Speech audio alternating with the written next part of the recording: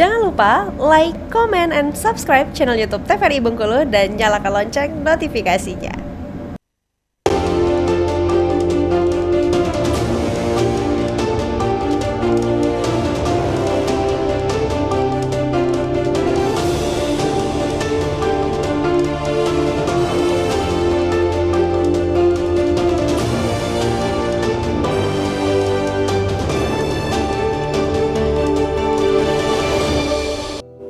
Terima kasih pemirsa TVRI Bengkulu, Anda kembali menyaksikan Berendo masih bersama saya Afriko Zuhri. Dan tentunya berkaitan dengan tema pada hari ini, Stop Judi, Judi Bikin Rugi.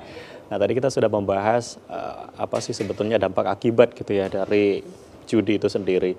Sebetulnya untuk kita sebagai masyarakat ini agar tidak terlibat dalam kasus perjudian, mungkin ada bentuk hal-hal positif yang bisa dilakukan. Tadi mungkin dari Kejaksaan sendiri sudah memberikan sosialisasi ataupun upaya yang dilakukan. Apa sih sebetulnya masyarakat yang bisa dilakukan agar kita bisa terhindar lah dari kasus perjudian ini, seperti apa? Bang Dika. Baik, Mas Riko, ini hal positif ini memang kadang-kadang kalau kita bicara dilakukan kadang beberapa bagi orang abusik kalau sudah pelaku judi itu susah untuk berubah, ada yang mengatakan seperti itu. Cuman kalau ini bisa dia mencoba untuk melakukan, mudah-mudahan ini bisa terhindar. Yang pertama itu melakukan hal-hal positif. Dia cari hobi yang kira-kira yang bisa menguntungkan juga. Ada banyak itu, karena orang berpikiran ini judi bisa menambah uang, bisa bermain, bisa nambah uang. Ternyata ada hal yang lain bisa, kita menyalurkan hobi yang kita bisa dilakukan gitu. Menambah uang juga. Mungkin salah satunya saya bilang, ada orang lebih senang dia ngedit foto, ngedit video, itu dia bisa jual nanti melalui membuat konten-konten tertentu. Itu juga bisa menguntungkan. Atau sebalikpun dia, ada juga kita lihat yang hobi-hobi ayam, tapi tidak dilakukan sabung ayam ya. Dia pelihara, dia kembang biakan, dia ternakan seperti itu. Menjadi hobi dengan ayam, tapi dia bisa jual juga, dapat income juga. Mendapatkan keuntungan dari sana. Itu bisa dilakukan hal positif. Nah itu juga faktor keluarga, itu sangat-sangat mempengaruhi juga ketika memang seorang anak, ada peran orang tua untuk mengawasi anaknya, jangan melakukan perjudi atau membatasi pergaulan anak itu tersendiri. Begitupun ketika memang seorang kepala keluarga, itu ada istri yang selalu memberi motivasi jangan sampai terlibat masalah perjudian. Anak-anak pun kita melakukan edukasi di sekolah-sekolah. Kenapa?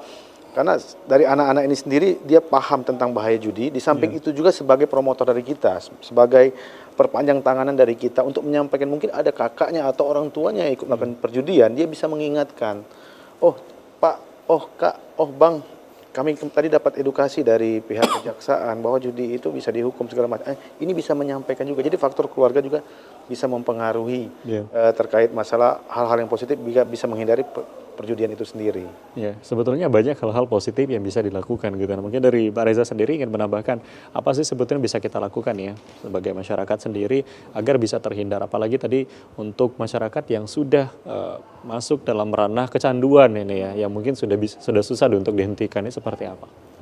Iya, kalau untuk yang belum terlibat dalam perjudian itu mungkin mudah dilakukan.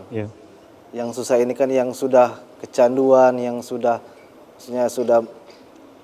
terkena dampaknya dari judi kan. Yang pasti kita sampaikan juga bahwa pertama akui dulu bahwa kita ini sudah terkena dampaknya kan. Bagi masyarakat yang sudah terkena dampak, ya akui bahwa sudah mengalami kerugian sehingga bisa menyampaikan pada keluarga, kepada teman-temannya untuk diminta nasihat lah. Kalau sudah merasa begitu kan jadi untuk bergaul ke masyarakat, bergaul kepada keluarga sudah enak. Banyak hal positif yang bisa dilakukan. Ya, kan sekarang sudah juga banyak seperti media yang di internet ya, investasi online begitu yang sehat lah maksud saya. Menabung. Jadi sebetulnya banyak yang bisa kita lakukan gitu untuk memanfaatkan. Apalagi tadi sebetulnya kan yang diinginkan adalah mendapatkan hasil yang lebih banyak dari mungkin uang yang mereka miliki. Tapi kan bisa dimanfaatkan untuk hal-hal yang lain, kayak mungkin dimodalkan untuk usaha, kemudian dilakukan juga untuk tadi investasi gitu. Karena banyak investasi yang justru sudah resmi gitu dan juga sudah legal gitu ya, bukan berjudi dan lain sebagainya. Nah, kalau melihat saat ini di Provinsi Bengkulu, bukan hanya Provinsi Bengkulu, bahkan di Indonesia pun kasus perjudian ini sudah semakin marak gitu ya didengar gitu. Tapi untuk upaya yang sudah dilakukan, apakah upaya sosialisasi ini sudah cukup? Perlukah nanti ada upaya lain mungkin agar ada efek jerah gitu Pak untuk para pelaku judi ini sendiri? Seperti apa nih Pak Dika? Tidak, saya bilang kalau masalah cukup tidak cukup, Iya. karena ini memang harus secara kontinu. Iya. Kita harus secara terus menerus, tidak. Jangan kita hanya sampaikan, oh mentang-mentang ini sudah menurun angka perjudian, kita cukup. Tidak, kita tetap mencoba untuk mensosialisasikan bahwa bahaya judi. Seperti jargon kita tadi, stop judi, judi bikin rugi. Iya. Nah, ini yang terus kita sosialisasikan agar tidak menambahnya lagi. Karena seperti kita bilang, seperti kasus narkoba segala macam, dampak lingkungan juga bisa mempengaruhi. Ketika memang sudah mulai menurun, satu mencoba lagi untuk menjudi, ini akan mempengaruhi lingkungan juga. Teman-temannya akan melihat, oh udah mulai judi lagi. Iya nih, saya baru menang di traktir apa, enaknya menang. Jadi akhirnya mencoba untuk ikut kembali. Yang tadi mungkin sudah stop, wah enak tuh baru dapat untung Akhirnya lagi. ikut-ikutan. Ikut lagi. Nah belum lagi kita sering diiming-imingi mungkin melalui WA, mungkin dihubungi dari nomor-nomor yang tidak jelas yang mengatakan bahwa 100% tidak bakal kalah. Nah, itu muncul ini apakah benar? Apakah benar? Ada yang coba-coba mencoba untuk menghubungi nomor itu kembali, bersedia menjadi mitra atau bagi mereka sehingga diberikan keuntungan di awal. Ini dilihat sama teman-temannya, wah ini enak. Saya juga mau ikut, saya mau bergabung. Ternyata mereka juga apa yang mereka dapat tidak ada yang mereka dapat. Mungkin diberikan di awal, akhir-akhirnya mereka akan semuanya. Sudah banyak mungkin kalau kita bicara dampak ini judi sendiri di Google itu banyak orang-orang yang berusaha untuk bermitra dengan para judi online, bahkan dia merasa ketakutan, itu diburu bahkan diancam, jangan pernah membuka rahasia tentang masalah judi online ini sendiri. Nah, makanya saya bilang itu tidak ada manfaatnya sama sekali karena akan melibatkan nyawa sekalipun, secara finansial, secara kesehatan itu sangat tidak. Jadi makanya kita melakukan sosialisasi secara terus menerus agar pemikiran juga bangsa kita lebih cerdas, lebih maju dan lebih berkembang kembali. Ya, artinya memang sosialisasi atau upaya yang dilakukan saat ini harus dilakukan terus-menerus secara kontinu gitu ya Pak, untuk bisa memberikan edukasi lah kepada masyarakat itu tadi. Nah, kalau bicara soal narkoba kan tadi ada namanya rehabilitasi gitu ya. Tapi kalau untuk bagi pelaku judi ini sendiri, katakanlah ingin berhenti, apakah ada pendampingan yang dilakukan entah itu dari pemerintah ataupun justru dari kejaksaan sendiri menyediakan untuk masyarakat yang tadi ingin berhenti dari judi atau permainan yang dilakukan itu sendiri. Seperti apa nih Pak Dika? Baik, bisa ini ada dua pendapat menyatakan bahwa menyatakan pendapat pertama itu menyatakan bahwa judi itu merupakan penyakit. Ada juga yang belum dikatakan belum satu penyakit. Bagi orang yang menyatakan ini satu penyakit itu memang karena memang adanya kecanduan di situ yang membuat mereka yang susah untuk berhenti.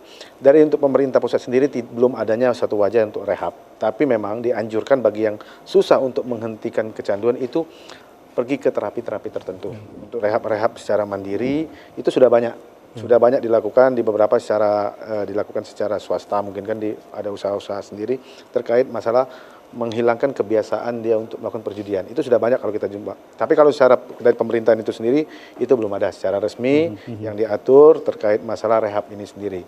Karena memang ada juga yang berpendapat bahwa judi ini belum dikatakan penyakit. Karena masih bisa dirubah bukan secara fisik yang dimakan. Beda ketika memang ada obat yang langsung masuk ke seperti narkoba, yang mereka tidak bisa kontrol sama sekali karena memang sudah pengaruh obat itu sendiri. Namun ada juga yang melakukan penyakit itu bisa diterapkan terapi itu sendiri secara mandiri. Ya, karena banyak masyarakat yang bilang ini judi ini sudah jadi penyakit gitu. Jadi memang ada pendapat lah dari masyarakat gitu. Ada yang mengatakan bahwa ini penyakit, ada yang mengatakan ini belum jadi penyakit. Kecuali memang tadi sudah dimasuki obat di dalam tubuh gitu ya, sehingga kecanduan ini tidak bisa dihentikan lagi. Mungkin itu bisa dikatakan penyakit dan bisa berkonsultasi dengan dokter yang lebih tepat gitu ya, atau orang yang lebih tepat pada itu. Baik, kita akan break lagi Pak, nanti kita lanjutkan pada segmen selanjutnya. Ya, pemirsa TVRI Bengkulu, jangan kemana-mana. Kami akan kembali usai jeda pariwara berikut ini. Tetap di Berendo. Tentunya dalam tema Stop Judi, Judi Bikin Rugi.